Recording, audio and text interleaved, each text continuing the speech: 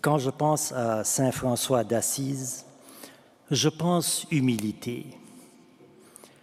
Ce que tu as caché aux sages et aux savants, tu l'as révélé aux tout-petits, dit Jésus à son Père. Les tout-petits, ce sont les humbles. Mais au fond, les tout-petits, les humbles, sont véritablement les plus grands aux yeux de Jésus qui a dit « Le plus petit d'entre vous tous est le plus grand ».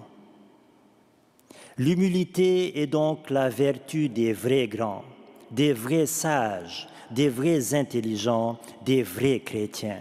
L'humilité, c'est la vertu qui conduit tout droit au ciel, et Jésus l'a d'ailleurs dit dans la béatitude de l'humilité. Heureux les pauvres de cœur, c'est-à-dire les humbles, le royaume des cieux est à eux. Mais comment l'humilité me rapproche-t-elle de Dieu? En quoi l'humilité me rapproche de Dieu?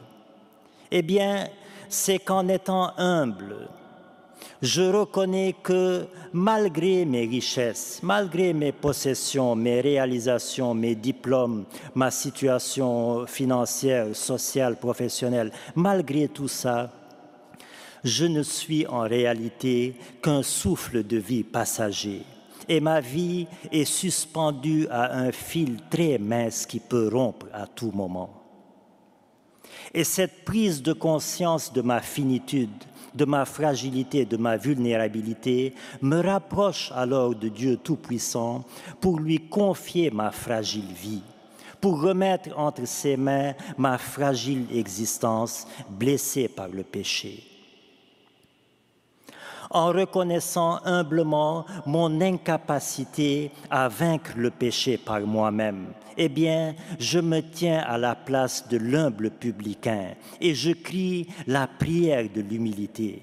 Seigneur, prends pitié du pauvre pécheur que je suis. C'est cela l'humilité, me reconnaître créature devant mon Créateur. Frères et sœurs, l'humilité, c'est la clé de la vie chrétienne. C'est la base de fondation de la spiritualité chrétienne.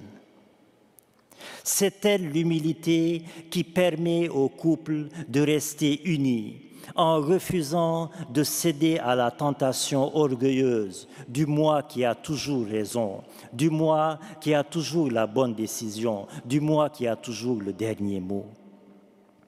C'est elle l'humilité qui permet aussi l'unité dans la famille, en acceptant de s'écouter, de se comprendre, de se respecter, de se pardonner mutuellement. C'est l'humilité qui permet aussi l'unité dans l'Église, l'unité entre chrétiens, en allant au-delà de nos orgueils liturgiques ou doctrinaux. C'est par manque d'humilité que les couples se disloquent, que les familles éclatent, que l'Église se divise et que le monde est en feu, car il n'y a pas de paix sans humilité.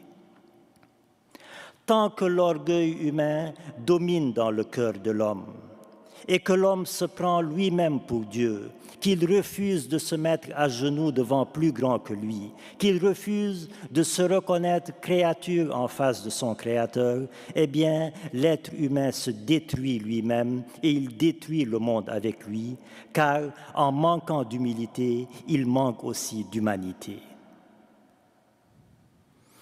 Saint François d'Assise, l'humble frère d'Assise, le pauvre d'Assise, il a écrit une histoire de sainteté par la force de son humilité. Alors, puissions-nous, par son intercession, renouer avec cette vertu d'humilité qui fait tant défaut à nos familles, à nos églises, à notre monde, en écoutant bien sûr avant tout l'humble Dieu de la crèche, Jésus-Christ, nous dire et nous redire « Apprenez de moi que je suis doux et humble de cœur. » Amen.